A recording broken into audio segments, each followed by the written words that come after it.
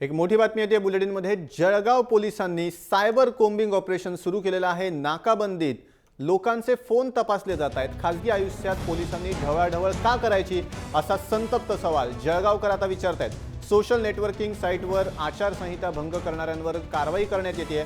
जळगाव पोलिसांनी असा अजब दावा केलेला आहे। महत्त्वाची आणि एक वेगळीच बातमी आहे। जळगाव पोलिसांनी सायबर कोम्बिंग ऑपरेशन सुरू केले आहे। नाकाबंदीत लोकांचे खासगी फोन कॉल्स हे तपासले जात आहेत, रेकॉर्ड केले जात आहेत। शुभदा नेवे आपल्या प्रतिनिधी आहेत। शुभदा, जळगाव पोलिसांनी हे सायबर कोम्बिंग सुरू केलं आहे, काय अधिक माहिती आहे? पोलीस सूत्रांकडून अशी माहिती मिळालेली की नेमकं पालिका निवडणुकीच्या पार्श्वभूमीवरती ही सायबर पेट्रोलिंग सुरू केलेली आहे आणि जाणाऱ्या येणाऱ्या नागरिकांना थांबवून पेट्रोलिंग केलं जात आहे। त्यांचे मोबाईल, त्यांचे व्हॉट्सअप आणि जे काय त्यांचे खाजगी जे डाटा आहे तो सुद्धा तपासला जात आहे।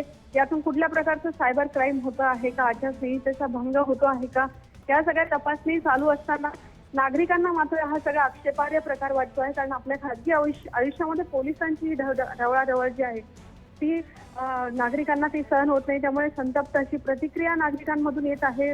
एकतर रस्त्यावर थांबवून तासंतास गाड्या थांबवून हे तपासणी सुरू आहे। थोडं थांबवतो, आपल्यासोबत आहेत advocate Ashish Chavan.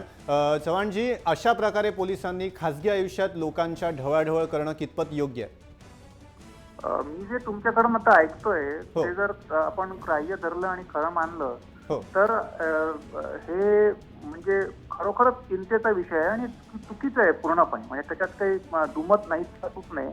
Indian telegraph act आणि इन्फॉर्मेशन टेक्नॉलॉजी ऍक्ट असे दोन आपल्याकडे प्रावधान आहेत। इंडियन टेलिग्राफ ऍक्ट हा टेलिकम्युनिकेशन किंवा जे फोन आणि तत्सम स्मार्टफोन्स वगैरे ज्या सगळे आपण आता वापरतो ते इंटरसेप्ट करता येण्याची पॉवर पोलिसांकडे आहे।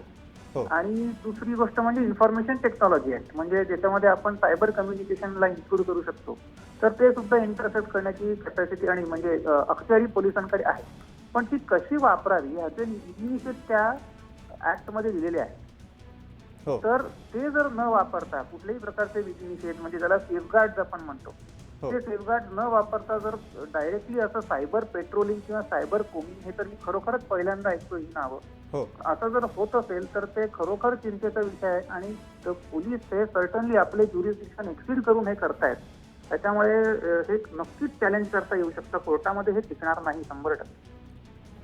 अच्छा, धन्यवाद चव्हाणजी दिलेल्या संपूर्ण माहितीबद्दल। तर जळगाव पोलिसांनी सायबर कोम्बिंग ऑपरेशन सुरू केलं आहे। नाकाबंदीत लोकांचे फोन तपासले जात आहेत। खाजगी आयुष्यात पोलिसांनी ढवळाढवळ का करायची असा संतप्त सवाल जळगावकर विचारत आहेत। दुसरीकडे सोशल नेटवर्किंगवर आचारसंहिता भंग करणाऱ्यांवर कारवाई करण्यासाठी जळगाव पोलिसांनी ही मोहीम राबवली असं जळगाव पोलिसांकडून सांगण्यात येतं।